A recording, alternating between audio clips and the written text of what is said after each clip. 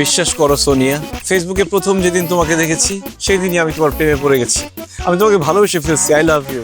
ছি বাবা, তোমার লজ্জা করছে না? এই মেয়ে তোমাকে বাবা বলতেছে কেন? নাদিয়া মিস, আমি তো খুব হতাশ। আপনি আমার মেয়েকে পড়ানোর জন্য প্রত্যেক মাসে কতগুলো করে টাকা নেন। আপনার বেদ কোথায়? বেদ ছাড়া কি পড়ানো সম্ভব? স্যার, আমাকে বাঁচান। তুই বাচ্চা মেয়েটাকে কিডন্যাপ করে নিয়ে যাচ্ছিস? স্যার বিশ্বাস করেন, আমি ওকে কিডন্যাপ করতে যাবো কেন? ও আমার মেয়ে। না না স্যার, আমি ওনার মেয়ে না।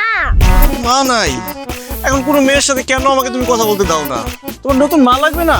না, আমার আর মা লাগবে না। তুমি সারা জীবন আমার সিঙ্গেল ফাদারই হয়ে থাকবে। যতই আশা করো তুমি মনে মনে, সে আশা হবে না পূরণ। আজকে থেকে তুমি আমার মোবাইল ধরবে না, টিভি দেখা বন্ধ। তোমার বাবা তোমার উপর এত রেগে আছে কেন? মা মরা মেয়েটা আমার না খেতে খেতে অসুস্থ হয়ে যাবে, তাকে কে দেখবে? ঠিক আছে, আমি আপনাকে রান্নায় হেল্প করছি। বাবার সাথে কিচেনে যাবেন না। কেন? বাবা তোমার হাত ধরবে। আমি আপনার মেয়ের টিচার, আমাকে নিয়ে আপনি এসব ভাবেন? ছি! সিঙ্গেল ফাদার থেকে যাবে তুমি, সিঙ্গেল ফাদার।